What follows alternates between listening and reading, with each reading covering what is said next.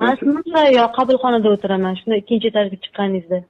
Mani familiyam nima edi, o'qib yuboring. Kuchqarov Yakub Niyozbayevich. Men Yakub Niyozbayevich-man. Ano shunda hozir nimaga telefon qilyapsiz menga? Kredit olganmisiz? Mikrokredit bankdan deb mendan hozir YTTmisiz? Yoki tartibdagi tadbirkor? Shunda men xotinim meni boshimga urgan ekanda, anaqa bilan. Nima so'z paxta bilanmi? Shunaqa deyishyapti ko'rgan kelganlar. Shunda nima qilish kerak ekan? Menga uydagilarning telefon nomerini bering, agar iloji bo'lsa men uydagilaringiz bilan gaplashay. Uydagilarim telefoni. Men hozir eslolmayman-da hech narsani. Keyin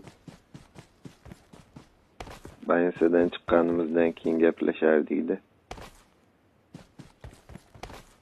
Mayli, xo'p. Sen telefon qil, qancha telefon qiling? 1-2 haftada qilsam bo'ladimi? Siz o'zingiz menga hozir nimaga telefon qiluvdingiz?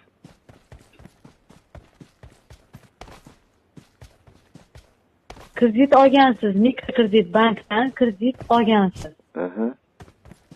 Hozir doktorlarga telefoningizni berib tura olasizmi? Ichidan qarab berishadi, onangizlarnimi, adingizlarnimi, akangiz, opangiz bo'lishi mumkin. Telefonda rabdaninglar bo'ladi-ku, telefon nomerlar.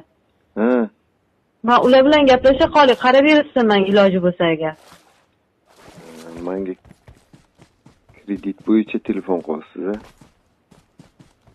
Shunday.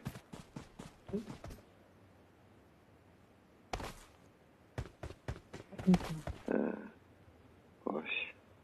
Doktor kelsa hozir. Doktorga berishim kerakmi telefonni? Ha. Oldingizda doktor bormi? Hozir keladi-da, anaqa qilgani ko'p. Bo'ldi, mana shu oxirgi telefon qilgan nomerga qilsinlar, yo'masam aytsangiz qivaradilar, xo'p? Meni esimdan chiqib qoladi-da, menga hozir men familiyamni aytib yuboring siz. Bo'ldi, yo'masa hozir pasir qo'yaman, xo'p? 5 soatlardan keyin. Nima bo'yicha?